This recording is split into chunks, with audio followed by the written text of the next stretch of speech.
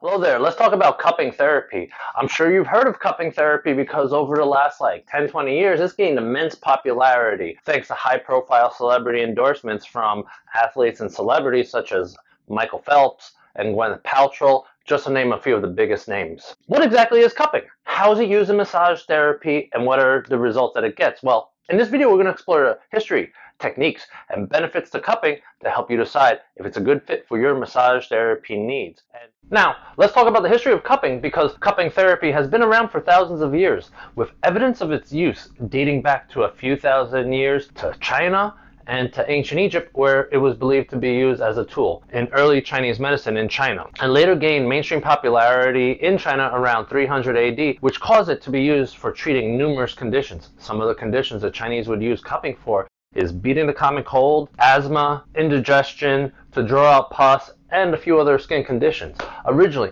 before they used cups that you think of today that were made of plastic or glass, they were originally made of either animal horn or cross sections of bamboo. Now, fast forward to a time in Europe and the Americas, cupping was used to treat congestion and respiratory issues in the 18th century and moving up all the way into the 20th century. In the 1940s, cupping took over the fields of medicine and various adaptations emerged, including the use of glass, silicone, and plastic-based pump suction cups. Once it was incorporated by Western culture, practitioners also began to use it for treatment of the muscles, which is what we'll be talking more about in a second. But if you're finding value in this video, before I talk about that, make sure you press down on that like button now and show me a little support.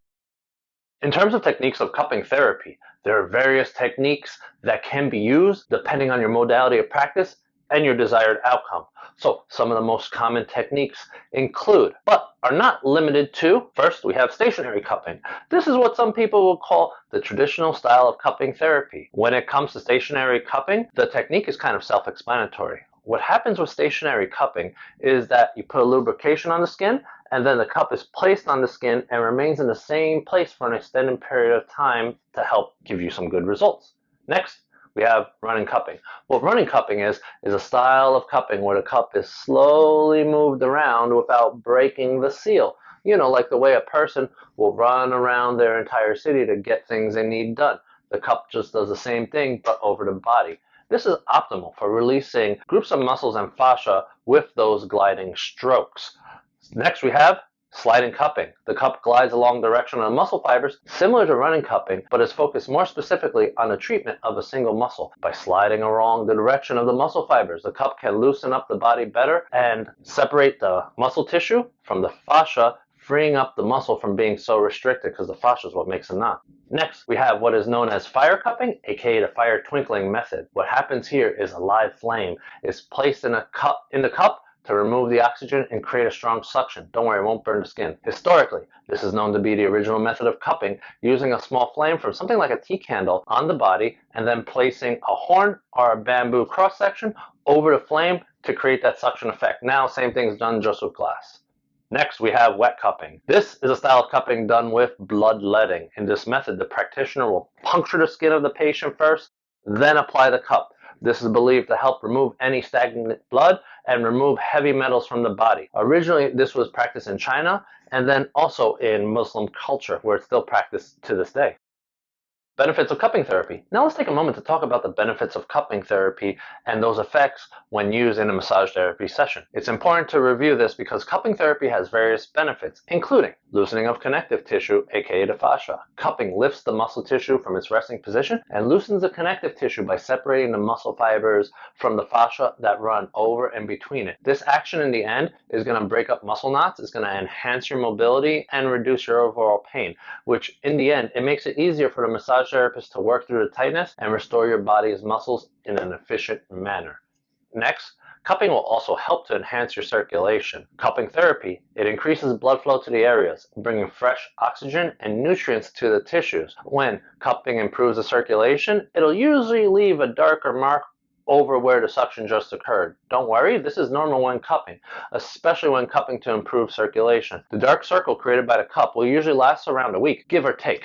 It helps drain excess fluids. Cupping helps to reduce swelling and remove excess fluid from the area, especially in the bloodletting style. But remember, you don't have to be bled to drain the excess fluid. An alternative is that you can do some light pressure sliding cupping in the direction of the lymph pathways to drain the excess fluid, but you have to learn your lymph pathways, another piece of education. Now, one common benefit from cupping is its relaxation effect. This happens because cupping will stimulate your peripheral nervous system, which is a nervous system outside of your brain and spinal cord known as the central nervous system. By stimulating the peripheral nervous system with massage and cupping, it tends to result in inducing a state of relaxation in the client in what some would call the massage high.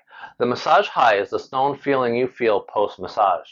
But don't worry, you can still have a massage high and pass the drug test. So if you think that's awesome, press down that like button now.